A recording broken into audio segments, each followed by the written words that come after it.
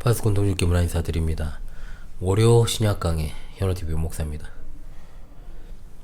지금 상태가 너무 안 좋아가지고 마이크를 딱 완전히 근접으로 두고 지금 좀 하도록 하겠습니다, 여러분.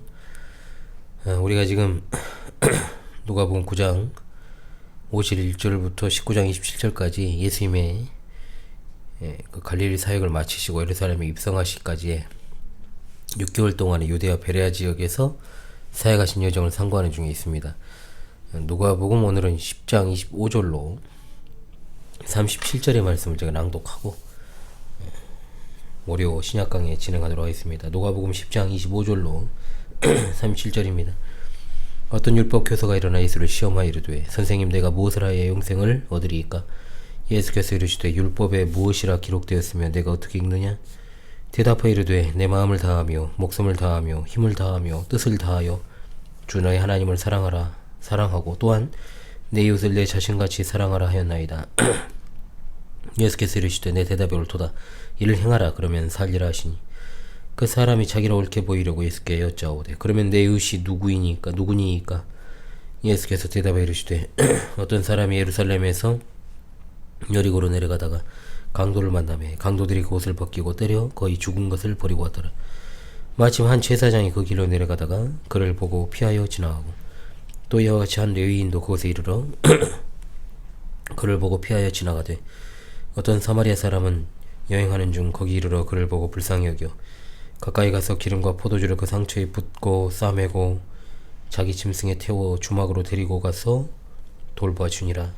그 이튿날 그가 주막 주인에게 데나리온 2를 내어주며 이르되 이 사람을 돌보아 주라. 비용이 더 들면 내가 돌아올 때 갚으리라 하였으니 내 생각에는 이 세 사람 중에 누가 강도 많은 자의 이웃이 되겠느냐? 이르되 자비를 베푼 자니이다. 예수께서 이르시되 가서 너도 이와 같이 하라 하시니라. 아멘. 지난 시간에 선고한 본문 21절로 24절의 말씀은 예수님께서 성부 하나님께 드리신 감사 기도의 내용을 담고 있고 이어지는 오늘 말씀은 많은 사람들에게 알려진 주님의 선한 사마리아인에 관한 비유의 말씀입니다. 사실 이 부분은 모든 성경에 그런 것처럼 사마리아 사람에게 초점이 맞춰진 본문이 아닙니다. 25절 37절 구원에 관한 우리 주님의 가르침이 초점이에요. 왜냐하면 영생의 길, 즉 구원받는 길에 대한 율법 교사 질문에 대한 예수님의 답변이니까요. 27절에 나오는 십계명의 핵심이자 두 큰 사랑의 계명, 즉 하나님 사랑과 이웃 사랑에 대한 역순, 즉 오늘 보는 본문이 이웃 사랑에 관한 계명의 실천이요. 이어지는 38절로 42절의 말씀은 하나님 사랑에 관한 계명의 실천이므로 구원에 관한 주님의 가르침을 핵심으로 놓고 봐야 됩니다. 즉 선한 사마리아인의 비유는 가장 큰 사랑의 계명 2가지 가운데 하나인 이웃 사랑에 관한 계명에 대한 해설로 주신 비유다라고 하는 것입니다. 이런 본문은 율법사의 2가지 질문과 대답으로 이루어져 있습니다. 먼저 율법 교사의 첫 번째 질문과 답변을 통해 우리가 얻게 될 교훈은 무엇일까요? 내가 무엇을 하여야 영생을 얻으리이까? 이 질문이 율법 교사의 첫 번째 질문입니다. 자, 그렇다면 영생이란 뭐냐? 영생에 대한 개념에 대해 자주 말씀드립니다만 다니엘 12장 2절 영생이 무엇인가에 대한 말씀이 있습니다. 땅에 티끌 가운데 사는 자 중에서 많은 사람이 깨어나 영생을 받는 자도 있겠고 수치를 당하여 영원히 부끄러움을 당할 자도 있을 것이며 라고 되어 있습니다. 영생이란 땅의 티끌 가운데서 자는 자, 즉 죽은 자를 말하죠. 죽은 자가 다시 살아나 얻을 수 있는 상태, 즉 영생은 궁극적으로 부활 후에 얻게 되는 복된 상태를 말합니다. 영생은 현세에서 누리는 복된 상태, 그 이상을 가리키는 것이요 종말론적 구원을 가리키는 것이니까 영생이라는 말은 구원이라는 말, 하나님 나라에 들어가는 것, 천국에 들어가는 것과 동의어로 사용된 것입니다. 즉 영생은 이미 예수 그리스도 안에 있는 자들에게 시작된 것이지만 그것을 궁극적으로 상속받게 되는 날은 바로 부활 후가 되는 것이므로 현재적이요 미래지향적인 것임을 알게 됩니다. 그러나 이미 이 질문 안에 자신의 행위를 통해 구원을 얻는다는 사상이 반영되어 있습니다. 그러니까 주님은 이 질문에 역으로 질문하시며 그에 대한 율법 교사의 답변으로 율법의 대강령 하나님 사랑과 이웃 사랑을 제시하시죠. 예수님의 역 질문이 이렇습니다. 율법에 무엇이라 기록되었으며 내가 어떻게 읽느냐? 그러자 율법 교사가 대답하여 이르되 내 마음을 다하며 목숨을 다하며 또 힘을 다하여 뜻을 다하여 주 너의 하나님을 사랑하고 내 이웃을 내 자신과 같이 사랑하라 하였나이다. 정확한 답변이죠. 하나님을 사랑하라는 말씀은 신명기 6장 5절, 레위기 19장 18절을 인용해서 대답한 것입니다. 바로 우리가 매주 노래하는 십계명송 1에서 4계명까지 내용입니다. 즉 인간의 하나님께 대한 관계를 요약한 것이죠. 그리고 내 이웃을 내 자신처럼 사랑하라는 말씀은 십계명 후반부 5에서 십계명까지 인간에 대한 관계를 요약한 것입니다. 그런데 문제는 유대인들, 즉 특히 배타적 바리새인들에게 있어 사마리아 사람들이나 이방인들은 이웃의 범죄에 안 들어갑니다. 따라서 예수님의 이어지는 선한 사마리아인의 비유는 이웃에 대한 유대인들의 관점을 파괴하는 거예요. 그래서 생각해야 될 건 뭐냐? 사실 하나님 사랑, 이웃 사랑을 항상 변함없이 마음과 목숨과 힘을 다해 그리고 자기 자신을 사랑하듯이 지속적으로 할 수 있는 사람이 없다는 거. 그러므로 인간 스스로의 의지와 행위로는 영생을 쟁취할 수도 없고 그런 시도 자체가 무의미한 것이기 때문에 오로지 예수 그리스도의 은혜가 필요한 거죠. 예수님께서는 역질문하시고 율법교사의 원칙적 답변을 이렇게 말씀하십니다. 이를 행하라 그러면 살리라. 방금 말씀드렸습니다. 이 원리대로 끝까지 평생 동안 지속적으로 하나님 사랑, 이웃 사랑 실천하면 영생을 상속받습니다. 그러나 그렇게 할 수 있는 사람은 없다는 게 예수님 말씀 안에 암시되어 있죠. 즉 원칙에 있어서는 율법을 온전하게 준수하면 구원 얻을 수 있다. 그러나 그것이 가능하냐? 불가능하다. 즉 주님의 이 답변은 스스로의 힘으로 구원을 얻을 수 있다고 생각하는 당시 유대 지도자들을 지적하신 것이다. 당시 성경 구약 성경입니다. 그 당시 구약 성경은 신앙 문제에 관한 최종 권위요. 지금 우리에게 있어 최고의 권위는 신구약 성경 66권의 하나님의 말씀입니다. 그러므로 여기서 두 가지를 깨달아야 되죠. 첫째는 성경이 인생 최대의 질문에 대한 해답이다. 영생 또는 구원, 모든 인생의 공통된 관심사입니다. 그 해답을 얻고자 했던 것이 인류의 역사다라고 해도 과언은 아니죠. 하나님의 계시 진리인 성경을 알지 못하는 자들, 깨닫지 못하고 듣지도 못하고 보지도 못하는 자들에게 성경은 그저 두꺼운 책이다 라고 하는 겁니다.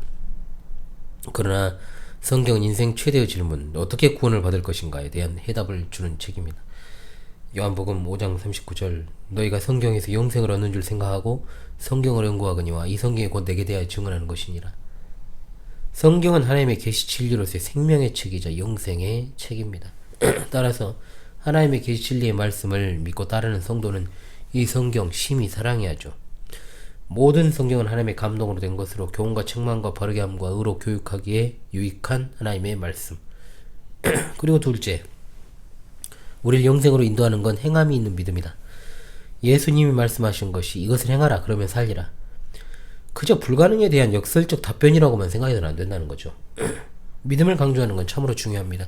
그러나 신앙과 삶은 마찰을 끄는 두 수레바퀴와 같다.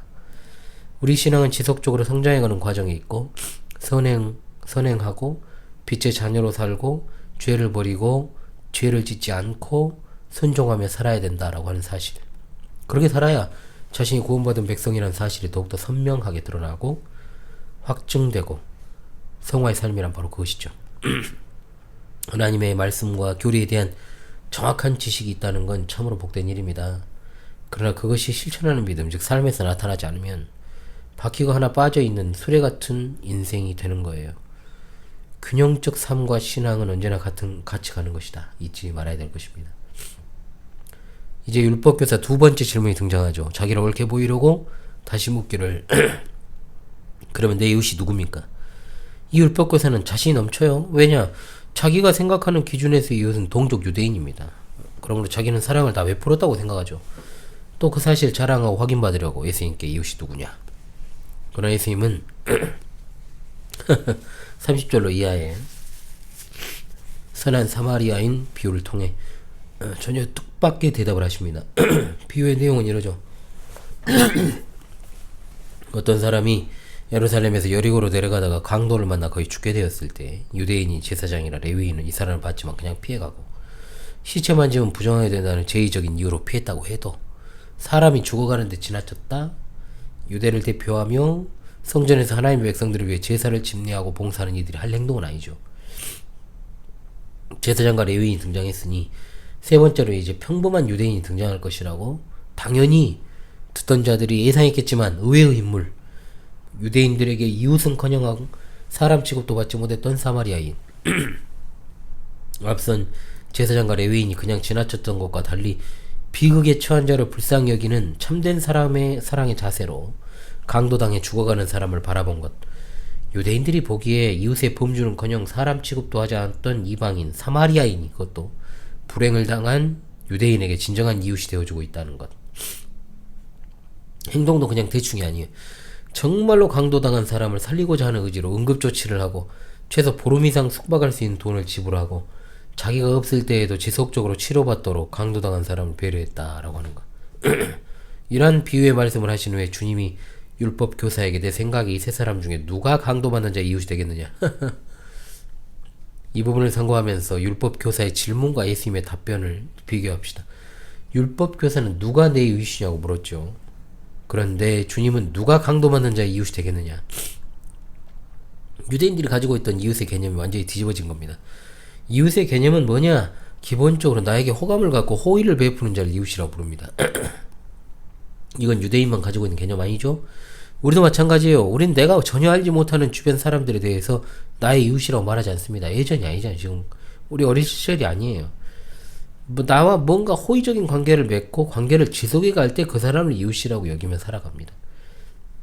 그런데 주님은 무자비한 제사장 레위인을 갖다가 사마리아인의 자비로운 태도와 대조하시면서 유대인들의 그 완악함과 이웃에 대한 개념을 책망하고 계시는 거예요. 이웃은 바로 나의 사랑을 필요로 하는 자가 이웃이다. 여러분, 이것이 바로 그리스도인의 이웃 개념입니다. 전에도 말씀드렸듯 우리는 섬김을 받으려 해서는 안 되고 섬겨야 됩니다. 우리 주님께서 우리를 섬기시기 위해 자기 목숨을 많은 사람의 대속물로 주시기 위해 복종하셨지 않습니까? 우리는 그 사실을 알고 있습니다. 그러나 우리의 가치관은 좀처럼 그 이상 나가지 못합니다. 심지어 상대와 호의적 관계를 맺다가도 수틀리면 멀어지잖아요. 나의 사랑을 필요로 하는 자가 바로 이웃이다. 아주 예전 이야기입니다. 제 절친 정 목사님과 함께 같은 노예, 지금 같은 노예 아니고 같은 노예에 소속되어 계신 한 목사님을 뵌 적이 있습니다. 우리 교회와 비슷한 시기에 교회를 설립하셨던 분이었던 것으로 기억을 합니다. 최근 근황은 몰라요. 그때 당시에는 그저 격려차 뵙고 저도 없는 살림이었지만 봉투 전달한다옵시고 그렇게 좀 만났던 기억이 나는데, 만나 인사 나누고 식당으로 이동하고 있는데 길거리에 이제 노인 한 분이 쓰러져 있습니다. 아무래도 이제 약간 독거노인 또는 이제 그 노숙자에 가까우신 분이었던 것으로 생각이 듭니다. 술을 드셨는지 백주 대낮에 쓰러져 계셔요. 말라 있었고 먹다 버린 술병이 옆에 놓여져 있는 것으로 봐서 쓰러지신 듯 했어요.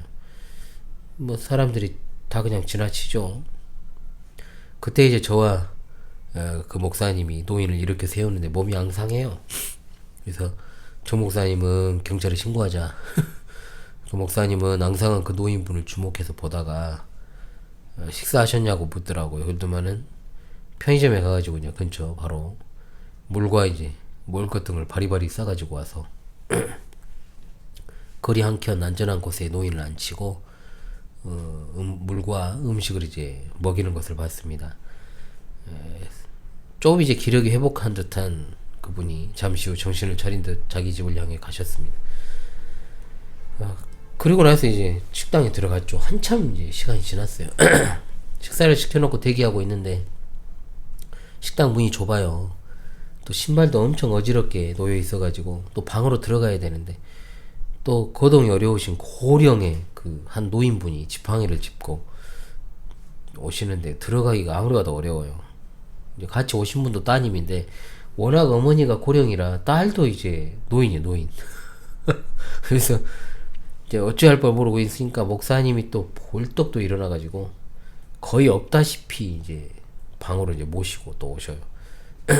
정말 인상 깊었어요. 예, 굉장히 인상 깊었습니다. 진정한 이웃의 의미를 또 한번 생각을 했죠. 저도 좀 가만히 구경하는 스타일은 아닙니다. 예, 어려움에 처하면 저도 나서는 스타일이긴 한데 진짜 빠르더라고 그분은. 예, 빨리 움직이시는 걸 보고 저도 이제 지켜본 거예요. 우리와 가까운 자들만을 사랑하는 것이 어찌 사랑입니까?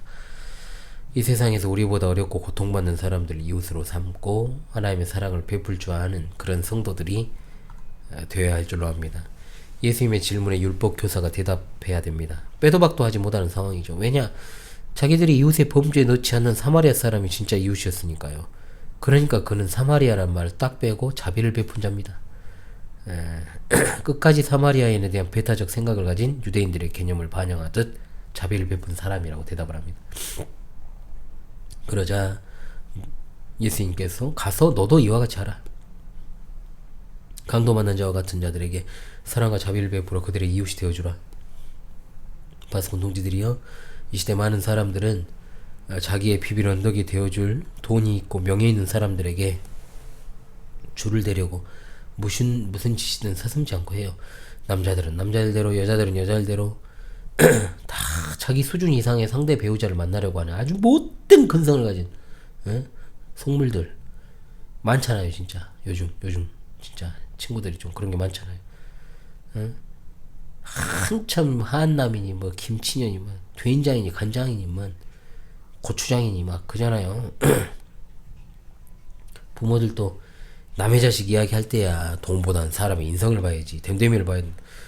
그런데 막상 자기 자식이 됨됨이는 좋은데 가난한 사람 오면은 정색을 하죠. 나는 이 결혼 반대. 자기중심적이고 이기적이고 이중적 잣대를 가지고 있는 그런 모습들. 가까운 과거와는 달리 이 시대 젊은이들이 결혼해서 살아가려면 당연히 맞벌이가 아니면 어려워요. 어려운 시대. 만약에 맞벌이를 안 한다고 해도 그럼 진짜 씀씀이 줄이고 그렇게 사는 것이 맞잖아요. 그런데 아직도 법조문에도 없는 남자가 집을 해야 되고 차도 웬만한 급은 돼야 되고 집도 그냥 웬만해야 되잖아요. 또 사온다 해도 뭐 허름한 집이면 또 사람 취급도 안 하잖아요. 학벌도 여자보다 높아야 된다는 식의 생각을 아직도 해. 이 진짜 단칸방에서 시작할 수도 있는 거죠. 특히나 신자들도 아예 그런 개념이 없잖아요. 다. 나는 단칸방에서 시작했거든요. 그게 맞잖아요. 없으면 없는 대로 살고. 그래서 거기서부터 조금 더 나은 집으로 지금 이번에 이사했고, 이제 그 다음에 이사할 집은 좀 더 나은 집으로도 이사할 수 있으면 좋겠죠. 하나님 은혜 주시면. 주택 2층 새 살고 있는데 지금도. 그런데 불만은 없어요. 왜? 분수에 맞게 살고 있으니까. 결혼할 때부터 돈이 어마어마하게 들어가잖아요. 뭔 놈의 허례의식이 이렇게 많은지 식을 간소화해야죠. 응?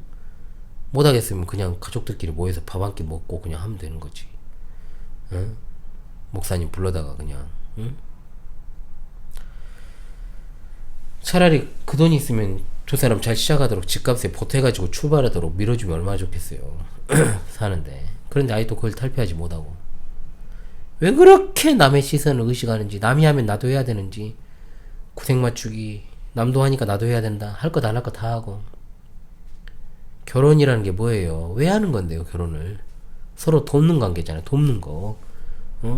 반쪽으로 살다가 온전하게 이제 사람으로 살아가는 게 결혼이잖아요. 어찌된 것이 결혼을 통해서 한쪽을 통해서 행복을 취하고자 하는 형태가 되면 안 되잖아요. 자, 이제 날 행복하게 해줘. 웃기고 자빠졌네. 같이 행복해야지. 그게 진정한 사랑입니까? 그렇게 생각하지 않습니다. 문제는 하나님 믿는 성들도 똑같이 그렇게 살아요. 다. 그 개념에서 크게 벗어남이 없어요. 그러니까 별 그런 어떤 모델로 삼아가지고 뭐 설명할 예시가 별로 없어. 맨날 내 이야기만 해야 되고.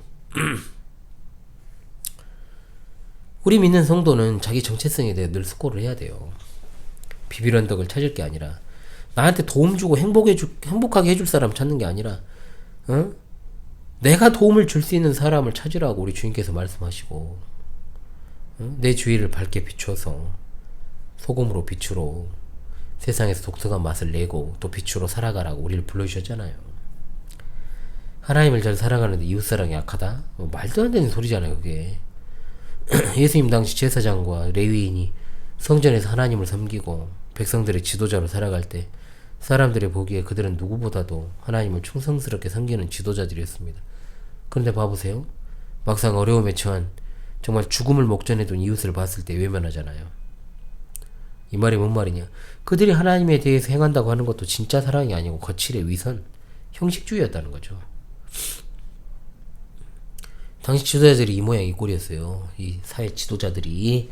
일반 백성들은 로마 제국에게 나라를 빼앗기고 그들의 압제에 신음하고 있는데 같은 민족이란 이스라엘 지도자란 자들이 더 또 굴레를 걷게 하고 또 압박하고 마을마다 율법을 가르치는 회당은 있었어요. 그러나 백성들의 위로를 주는 지도자들은 없었다. 오직 집만 주고 고통 주고 대접받으려고 하는 악한 자들이 많았죠. 입술로는 율법을 가르치지만 손가락 하나 까딱하지 않고, 이건 아무 성경과 상관없는 종교잖아요. 이것만 봐도 지도자들이 이랬어야 되겠느냐. 이 시대도 얼마나 비슷한 환경입니까? 밤하늘 아래 보이는 게 예전엔 지금 덜한데 온통 십자가 네온이었던 시절이 있었어요. 교회가 없어서 못 가는 게 아니라 교회를 고르는 시대잖아요. 솔직히 말하면 고르다 이제 못 고르겠으니까 이제 집에서 예배하는 시대잖아요. 집에서 예배하다가 또 이제 찾고 있는 시대잖아요. 그러다 보니까 신실하고 진실한 목회자와 성도가 늘어나는 게 아니라 목회자가 대형교회 출신이 아니냐, 마케팅에 능한 목회를 하느냐 못하느냐, 교회 규모가 결정이 되고, 거기에 휩쓸린 성도들도 똑같이 속물적인 관점으로 세상을 바라보면서 이기적이고 왜곡된 배타주의로 복음을 전한답시고 길거리에서 뛰두르고 홍보를 하고 있으니 어떻게 교회의 참된 알곡이 결실이 될 수 있겠어요? 똥간에서 나오는 것은 나비가 아니고 파리라고요. 파리, 똥파리. 물질주의를 비판하고 두 마음 품지 말라고 가르치시잖아요. 내 이웃을 내 자신같이 사랑하라고 가르치시잖아요. 돈으로 사람을 평가하는 속물적인 행태들은 없애야 한다고 외칩니다. 응? 그런데도 강단에서 그렇게 외치는 자들의 현실은 어때요? 진정 사랑하는 마음을 가지고 이웃 섬기려는 것보다 어떻게 해서든 사랑 끌어들이고, 응? 교회 표현하는 게 돈 번다는 말은 목회자들이 못하니까 교회 성장이라고 말을 바꿔서 하잖아요. 하나님이 그걸 원하신다고. 응? 비판하는 자들은 못 가져서 패배주의 때문에 우리를 비난한다. 이런 식으로. 규모가 커지면 약속이나 한 듯이 하는 짓거리가 부동산에 끼웃거리고, 건물을 지어올리고, 좀 지나면 비전센터 차리고, 복지사업 한답시고, 문화사업 시작하고, 노인대학하고, 각종 교양광장 운영하고, 여기저기 손뻗어 단체에 후원금 몇 푼 보내고, 라면 몇 박스 보내고, 쌀 몇 킬로 보내주면 이게 진짜 이웃사랑이냐고요. 교회가 사회사업을 하는 자선단체입니까? 그럼 뭐 하는 거냐? 하나님 사랑, 이웃사랑을 실천하는 택자들의 모임입니다. 그 안에 예배가 있고 교육이 있고 봉사가 있고 구제가 있고 복지가 있는 거예요. 교회 안에 있는 성도의 어려움은 생각하지도 않고 목사 혼자 대외적 활동으로 교회와 자기 이름만 알리고 상패 받아오면 뭐 할 거예요? 성도들의 피와 같은 연보를 가지고 길바닥에 흘리고 다니면서 주의 일에 쓰겠다는 미명에 지는 손가락 하나 까딱하지 않으면서 섬김을 받고 대접을 받습니다. 부끄러운 줄 알아야죠. 40억? 확 그냥. 신자 아닌 사람들도 기념관법 실시 인해서 누군가에 선물하거나 소소한 식사 한 끼 대접하는 것도 조심하는 판국에 그잖아요. 여러 가지로 자신이 선물 받고 대접받는 건 당연시 여기면 안 되잖아요. 그게 지금 언제적 이야기입니까? 말은 번지를 하고 청산유서도 갖고 강단에서 설교할 때는 예수님처럼 설교하고 강단에서 내려오면 양아치고 뭐 그럽니까? 종교 지도자들이 이 모양이니까 누가 누구를 배우고 사회가 어찌 될 것이며 누가 진짜 사랑 가지고 하나님 사랑, 이웃 사랑 실천하겠어요. 목사가 교회 기득권을 가진 장로들이 쓸데없는 곳에 그 성도들의 피 같은 연보만 허비하지 않으면 하나님께 헌신된 장년 신자 25 정도면 남에게 손 안 벌립니다. 진짜 온전하게 세워져 있는 어려운 교우들도 돌볼 수도 있고요. 또한 어려운 교회 도와줄 수도 있어요. 더 나아가 쓸데없는 짓만 안 하면. 그냥 사람 늘면 건축하려고 빚지잖아요. 응? 파스콘 동지 여러분, 입으로만 사랑 말하는 형식적 신앙인들이 되어서는 안 되겠죠. 우리가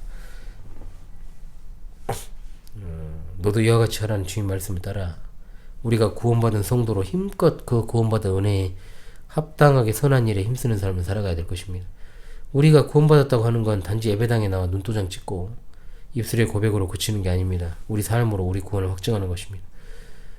동지 여러분, 이 말씀을 기억합시다. 로마서 15장 1절로 2절. 믿음이 강한 우리는 마땅히 믿음이 약한 자의 약점을 담당하고 자기를 기쁘게 하지 아니할 것이라. 우리 각 사람 이웃을 기쁘게 하되 선을 이루고 덕을 세우도록 할지니라.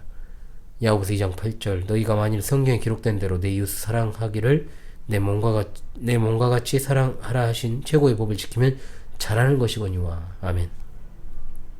오늘 말씀을 통해 성경의 교훈을 생각합시다. 우리 이웃의 범주에 들어가는 자들은 예수님을 믿지 않는 사람들도, 다른 종교인들, 다른 나라 사람들, 심지어 우리를 박해하는 사람도 다 들어가는 거예요. 그들이 우리를 이웃으로 보느냐 안 보느냐 그것과 상관없이 우리가 그들의 선한 이웃이 되어 구원받은 자로서의 삶을 살아가는 것이 영생의 길이다. 28절과 37절의 말씀에 평행이 있잖아요. 28절에 이를 행하라 그러면 살리라. 37절에 가서 이렇게 행하라.